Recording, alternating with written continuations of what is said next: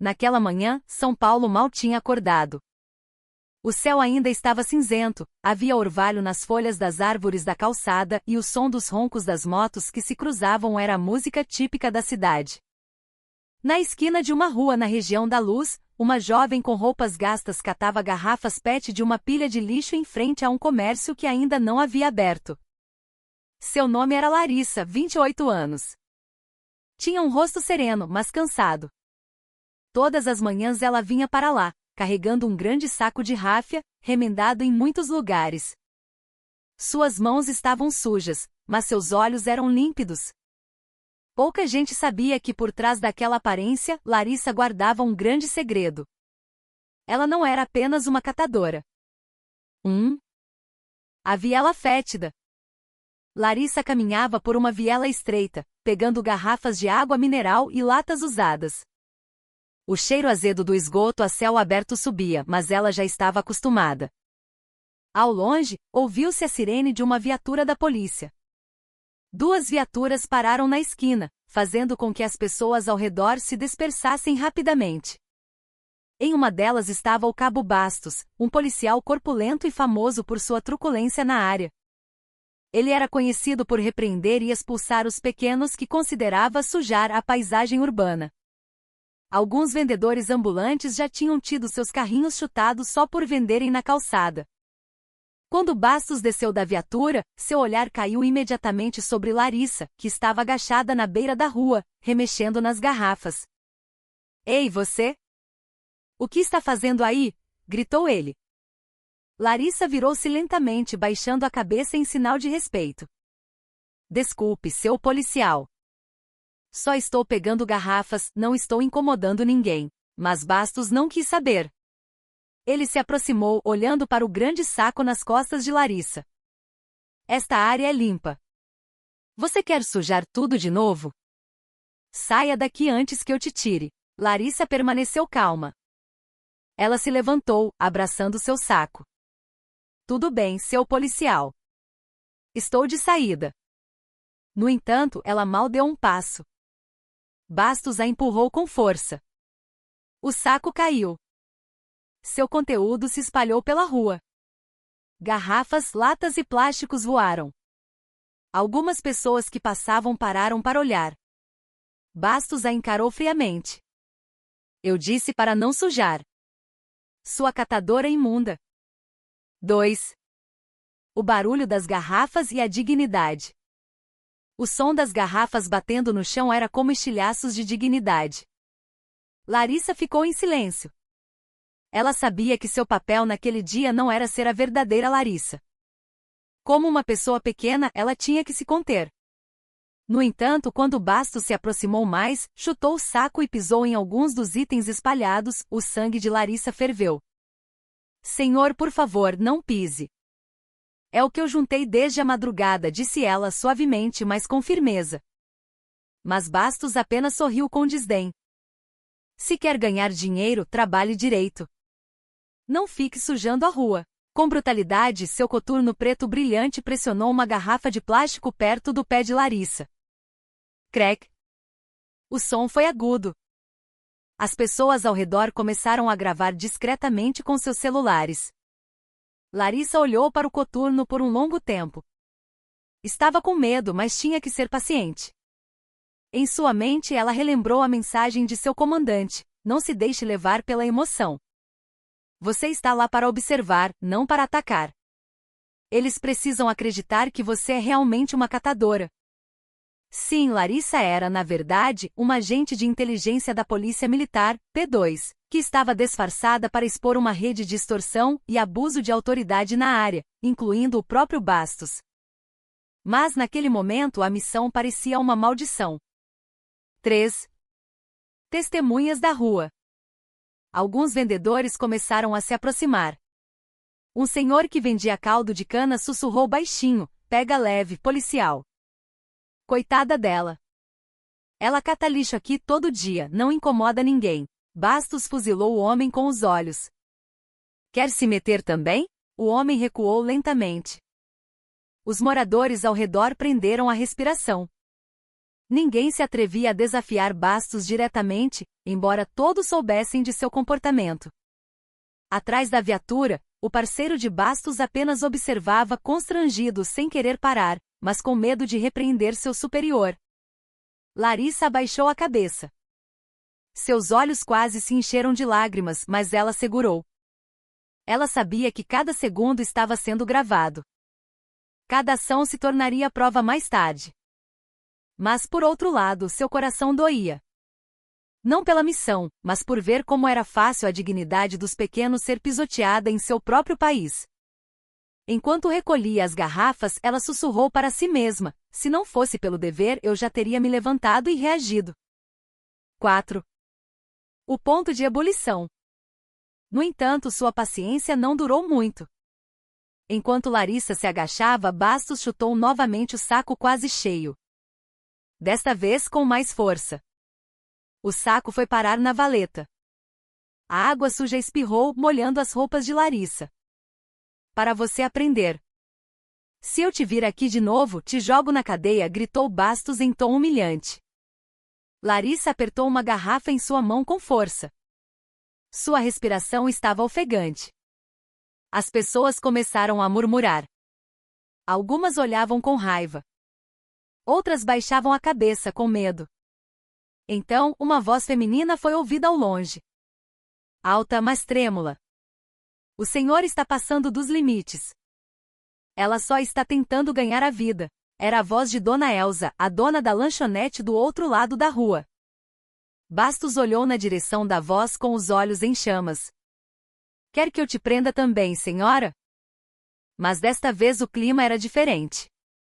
Várias outras pessoas começaram a falar, repreendendo com um tom mais corajoso. As câmeras dos celulares começaram a se erguer, e pela primeira vez, o rosto arrogante de Bastos pareceu vacilar ligeiramente. Larissa ficou em silêncio. Ela sabia que o momento estava chegando, mas não para revidar, e sim para registrar tudo.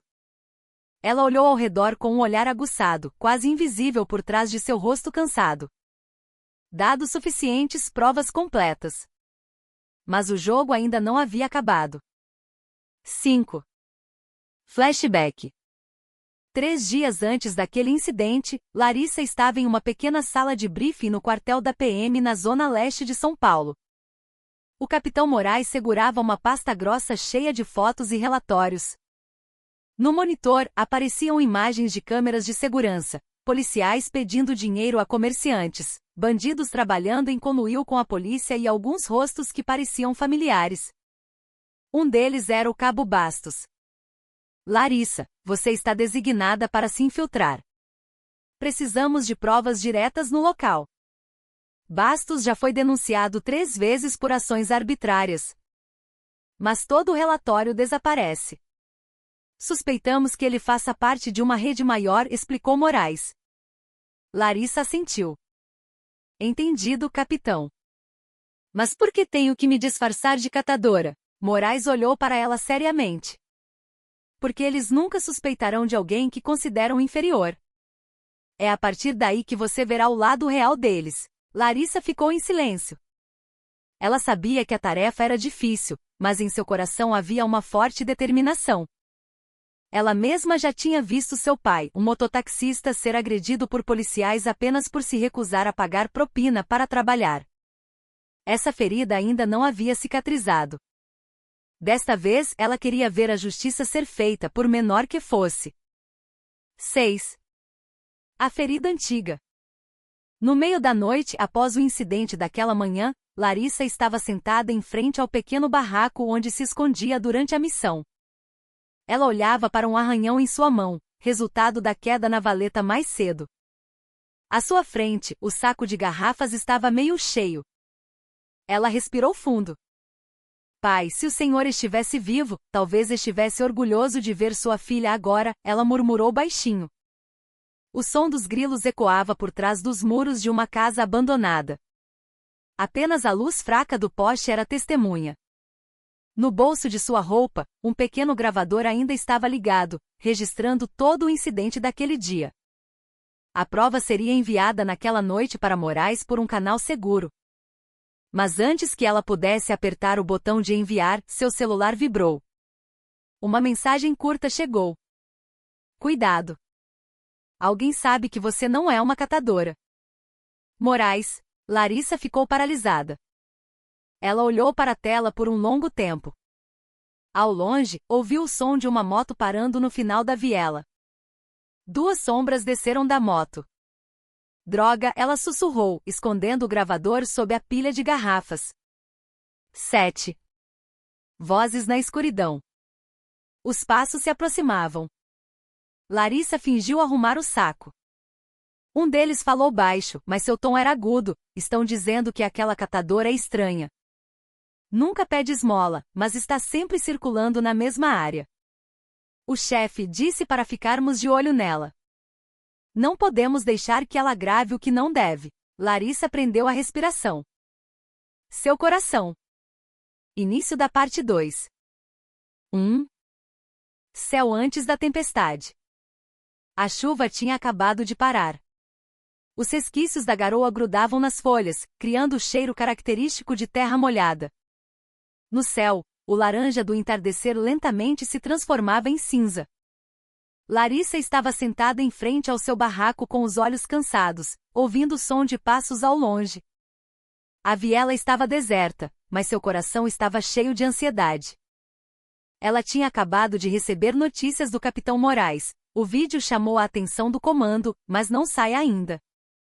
Precisamos de provas adicionais, especialmente da transação de extorsão envolvendo Bastos. Larissa olhou para a mensagem por um longo tempo. Ela sabia que a ordem significava que ela teria que ficar um pouco mais no território que agora não era mais um lugar seguro.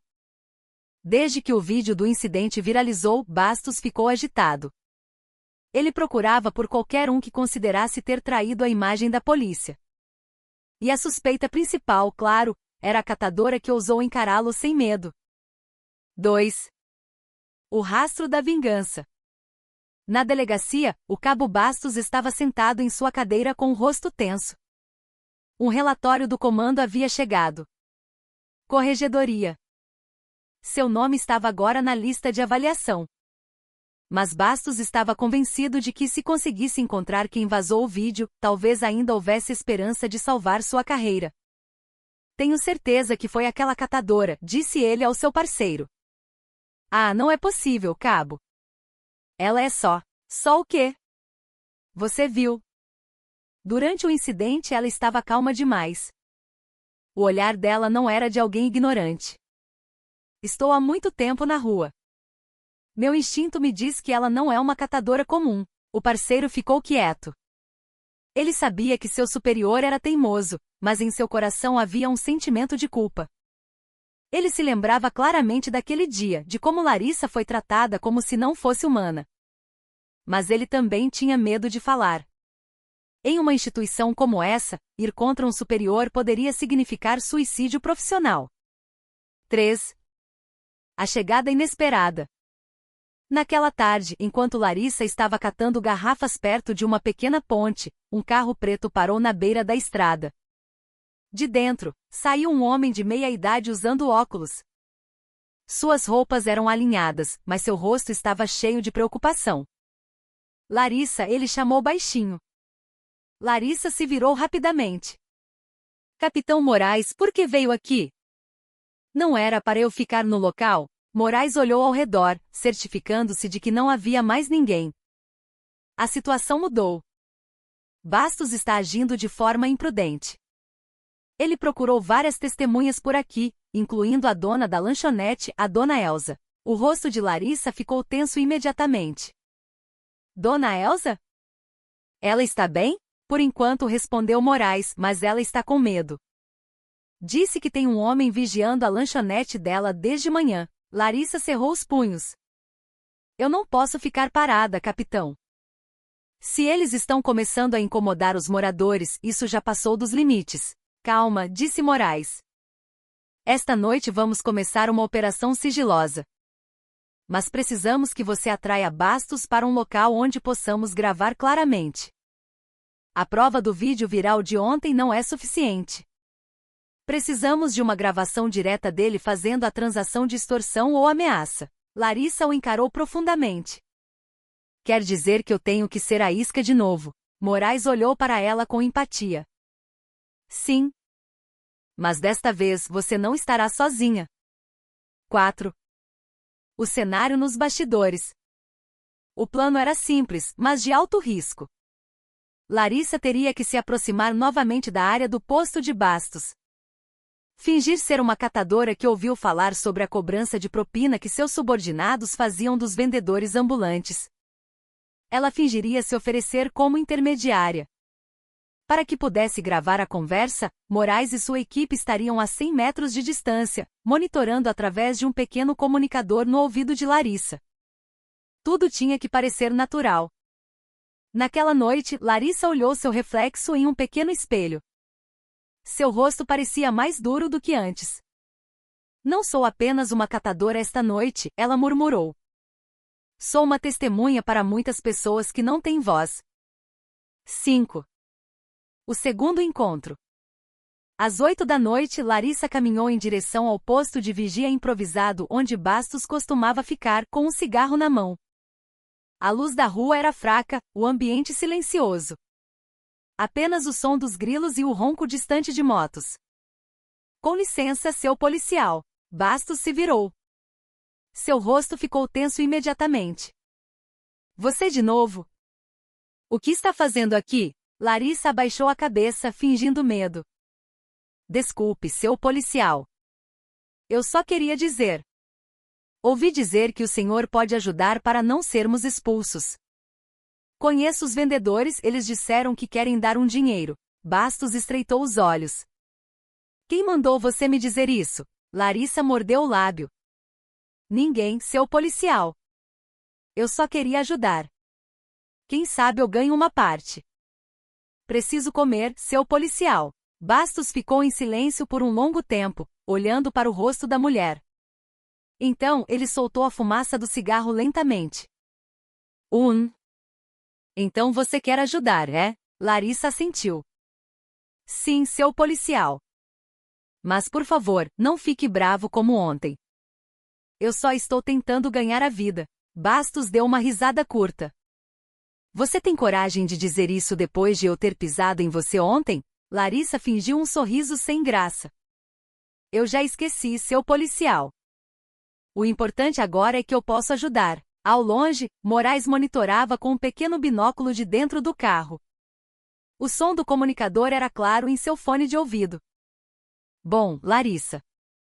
Mantenha o ritmo. Não vá rápido demais. 6. O preço oculto. Bastos finalmente foi fisgado. Ele começou a falar mais abertamente, sentindo-se por cima. Se esses vendedores querem ficar seguros, diga a eles, paguem direto para mim. Não precisa passar pelos meus subordinados. R$ 500 por mês é o suficiente. Aí eu garanto que não haverá fiscalização onde eles ficam. Larissa assentiu lentamente, fingindo gravar na memória. Certo, seu policial. Mas eu posso ganhar uma parte pequena, né? Pelo serviço. Bastos olhou para ela com cinismo. Vamos ver, se você obedecer. Ele se aproximou. Perto demais. Seu hálito cheirava a cigarro e café. Larissa se controlou para não recuar. No fone, a voz de Moraes soou baixa, mas firme. Gravação suficiente. Não continue. Larissa, saia devagar. Mas antes que ela pudesse ir, Bastos olhou fixamente para suas roupas. Espere aí. O que é isso no seu bolso? Larissa instintivamente cobriu o bolso. É só um gravadorzinho, seu policial. Para anotar a venda das garrafas. No entanto, Bastos o arrancou imediatamente. Em um instante, seu rosto se transformou em fúria. Ele olhou para o pequeno objeto e depois para Larissa com um olhar assassino. Então é verdade. Foi você quem espalhou aquele vídeo. 7. Perseguição na chuva. Larissa começou a correr o mais rápido que pôde. A chuva voltou a cair de repente. Forte. O som de um trovão partiu o céu noturno. Ela correu por vielas estreitas, tentando ativar o dispositivo de emergência em seu pulso. O sinal para a equipe de Moraes. Atrás dela, o grito de Bastos ecoou, seguido pelos passos de 2 de seus subordinados. Peguem ela. Não deixem escapar. Larissa olhou para trás por um momento, vendo sua sombra sob a luz vacilante do poste. Seu coração batia forte. Ela quase escorregou na rua molhada, mas continuou correndo em direção à ponte onde haviam se encontrado antes. Ao chegar na esquina, de repente um carro branco parou bruscamente na sua frente. A porta se abriu e uma voz familiar soou. Entra, Larissa. Era Moraes. Ela pulou para dentro. O carro acelerou imediatamente, deixando a rua estreita para trás. Ao longe, o som da sirene da moto da polícia soava fraco. 8. A virada de mesa. Na manhã seguinte, uma grande notícia abalou o mundo virtual e a televisão nacional. Um novo vídeo apareceu. Não apenas a cena da agressão, mas também a gravação da conversa sobre a extorsão de Bastos na noite anterior. Tudo estava gravado claramente, incluindo sua própria confissão. A manchete dizia: policial em São Paulo envolvido em extorsão e violência contra civis. Nova evidência revela modus operandi. Na tela, o rosto de Bastos foi mostrado claramente. O vídeo viralizou, provocando a ira do público. Muitos cidadãos comuns começaram a se manifestar, enviando testemunhos semelhantes sobre extorsão e intimidação em suas áreas. Enquanto isso, no quartel da PM, Larissa estava sentada em frente à mesa do capitão Moraes. Seu rosto estava pálido, mas calmo. Em sua mão, o gravador que havia sido tomado estava de volta. Acontece que havia outro reserva escondido em seu sapato. Bom trabalho, Larissa, disse Moraes. Você sabe, este pode ser o começo de uma grande mudança dentro da instituição. Muitos que estiveram em silêncio por tanto tempo, agora têm coragem de falar. Larissa deu um sorriso leve. Eu só queria que os pequenos não fossem mais pisoteados, capitão. Porque eu já estive no lugar deles. Início da parte 3. 1. Rescaldo. 2 meses depois que o caso do Cabo Bastos chocou o público, as notícias começaram a esfriar. O nome de Larissa se tornou assunto nacional por um tempo, a agente de inteligência que se disfarçou de catadora por justiça. No entanto, como tudo que viraliza no país, a atenção do público eventualmente mudou para outras questões. O que restou foi o silêncio e as cicatrizes que ainda não haviam sarado. Larissa agora morava em um pequeno apartamento funcional na Moca. De manhã cedo, ela ligava ao rádio, ouvia o noticiário e olhava pela janela. São Paulo continuava movimentada, continuava dura, continuava a mesma. Mas, aos seus olhos, a cidade agora tinha 2 faces. A face vista na mídia e a face que ela encontrou nas vielas estreitas onde os pequenos lutavam para sobreviver. Na mesa, uma xícara de café preto esfriava. Ela olhava as notícias sobre a reforma da polícia. A polícia promete fortalecer o sistema de supervisão interna e punir rigorosamente as violações éticas. Larissa sorriu levemente. Promessas sempre soam bem na televisão, pensou ela. Mas o que ela viu nas ruas era muito mais complicado. 2. Sombras do passado. Todas as noites, os pesadelos ainda vinham. Ela acordava ouvindo o som de garrafas caindo e os gritos de Bastos ecoando em sua cabeça. Às vezes, ela se lembrava do olhar assustado de Dona Elsa ou das crianças que viam uma catadora ser agredida sem entender o que estava acontecendo. Larissa sabia que o trauma era parte do preço a pagar. Mas havia algo mais doloroso, um sentimento de culpa em sua mente. Ela frequentemente se perguntava: a justiça pela qual lutei realmente trouxe paz para todos? Porque depois que Bastos foi preso, alguns de seus subordinados foram transferidos sem um processo claro. E em outras áreas, boatos de extorsão semelhante ainda eram ouvidos. Uma pessoa caiu, mas o sistema permaneceu de pé. 3. Um convite inesperado. Uma manhã, Larissa recebeu uma carta oficial. O logotipo de uma instituição do governo estava estampado no topo com letras grandes: Convite para debate nacional, justiça para os pequenos. Ela foi convidada como palestrante. No início, ela hesitou. Ela não era política nem autoridade e nem gostava de falar diante das câmeras. No entanto, o capitão Moraes a convenceu: se você não contar, outras pessoas que só conhecem a teoria falarão. Você é quem conhece a realidade das ruas. Larissa olhou para ele e assentiu. Tudo bem, capitão. Mas eu não quero aparecer como heroína. Moraes sorriu. Fique tranquila. Sua história não é sobre heroísmo, é sobre humanidade. 4. O palco e a realidade. O dia do evento chegou. O grande salão de conferências no Centro de Convenções Rebouças estava cheio de jornalistas, ativistas e autoridades. Larissa sentou-se na cadeira do painel com roupa simples, camisa branca e calça preta. Ao seu redor, as pessoas falavam usando termos jurídicos e burocráticos complicados. Quando chegou a sua vez, a sala ficou em silêncio. Ela olhou para o público, um por um, e falou com uma voz suave, mas clara: eu não quero falar sobre o grande sistema.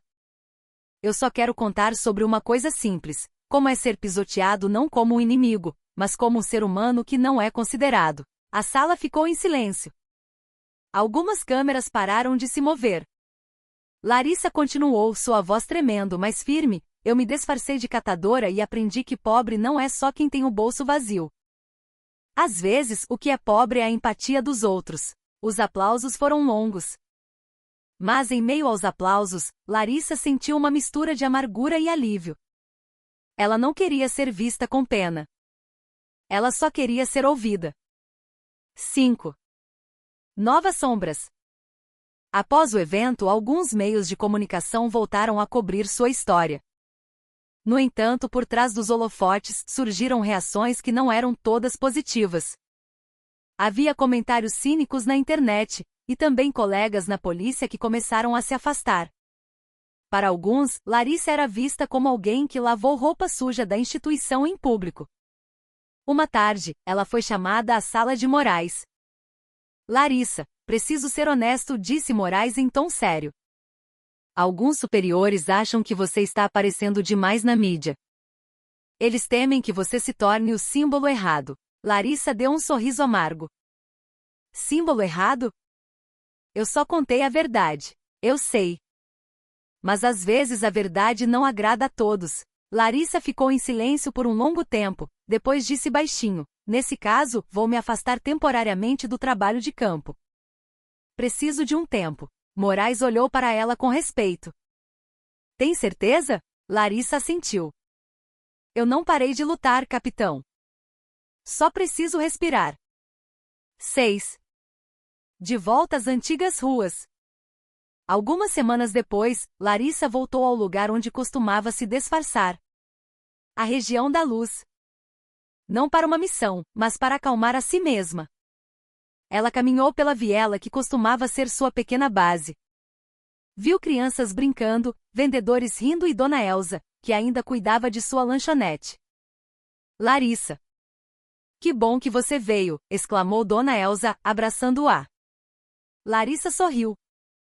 Estava com saudades do seu café, Dona Elsa. Elas se sentaram no banco de madeira, aproveitando a tarde enquanto olhavam a rua. Uma garoa fina começou a cair, lembrando Larissa da noite de sua fuga. Agora está mais calmo, né, Dona Elsa? Perguntou Larissa. Dona Elsa assentiu. Bastante, minha filha. O policial novo que veio é gente boa. Eles até ajudam a limpar a rua, não pedem dinheiro. Larissa sorriu levemente. Então não foi em vão tudo o que aconteceu. Mas, Dona Elsa olhou para ela com ternura. E você, minha filha? Você já está em paz? A pergunta fez Larissa ficar em silêncio. Ela olhou para longe, para as luzes da rua que começavam a acender. Ainda não totalmente, Dona Elsa. Mas aprendi uma coisa. Às vezes, para defender a justiça, também temos que fazer as pazes com a nossa própria dor. 7. Rastros por trás das câmeras. Naquela noite, Larissa foi para casa e ligou o notebook. Ela abriu uma pasta antiga contendo os vídeos de seu disfarce. Fragmentos dos dias cheios de tensão. No entanto, desta vez, ela não viu violência ou humilhação neles. O que ela viu foi a resiliência das pessoas pequenas, o mototaxista que continuava sorrindo mesmo sendo fiscalizado, o vendedor que continuava rezando em meio ao medo, e as crianças que brincavam sem saber que o mundo ao seu redor estava cheio de injustiça. Larissa olhou para a tela por um longo tempo e depois escreveu uma pequena nota. A justiça não nasce de um uniforme ou de uma patente, mas de um coração disposto a ver o sofrimento dos outros como seu próprio. Ela salvou essa nota em uma nova pasta, Projeto Luz. 8. Uma pequena luz. Alguns meses depois, Larissa iniciou um pequeno projeto em sua comunidade. Ela convidou algumas ex-vítimas de extorsão e pessoas da comunidade para participar de um treinamento básico sobre direitos legais e proteção ao cidadão. O objetivo era simples, que eles soubessem seus direitos e tivessem coragem de falar. Se antes eu pude fingir ser uma catadora para abrir os olhos das pessoas, disse ela aos participantes, agora eu quero que vocês abram os olhos do mundo. Dona Elsa se juntou como voluntária fornecendo café e comida. Jovens ajudavam a gravar as atividades, postando nas redes sociais. Lentamente a comunidade deles cresceu. Não por causa do poder, mas por causa da confiança mútua. Larissa sentiu que sua vida tinha um novo rumo. Ela poderia não estar mais nas ruas como agente de inteligência, mas agora estava em um campo de batalha mais silencioso, educando a consciência. 9. Mensagem do passado. Uma manhã, Larissa recebeu uma carta da Corregedoria da Polícia. Era curta, mas emocionante. Obrigado por sua dedicação. A investigação subsequente descobriu uma rede de extorsão interregional que se originou de seu relatório. Muitos membros jovens agora estão inspirados por sua história. Larissa leu a carta lentamente, olhando para a assinatura abaixo. Ela sorriu levemente. Talvez o sistema não fosse perfeito, mas havia sementes de mudança. 10. Um fim que não é um fechamento. Naquela tarde, Larissa caminhava à beira de um pequeno córrego perto de sua casa. O céu estava em um tom suave de laranja. Ela viu um menino pegando garrafas de plástico, colocando-as em um saco gasto. As roupas do menino eram parecidas com as que ela usava quando estava disfarçada. Larissa se aproximou e perguntou gentilmente, você está catando para ajudar seus pais? O menino assentiu. Sim, senhora. Para pagar a escola da minha irmã. Larissa tirou uma nota do bolso e olhou para o menino. Guarde isto. Mas não pare de estudar. O mundo precisa de gente honesta como você. O menino sorriu, tímido. Obrigado, senhora. Enquanto o menino se afastava, Larissa olhou para o céu e sorriu. Ela sabia que sua luta não terminava na sala de interrogatório ou no tribunal. Sua luta agora vivia nos rostos das pequenas crianças que ousavam sonhar. Início da parte 4, narrativa Raka, dica. 1. A manhã da ferida.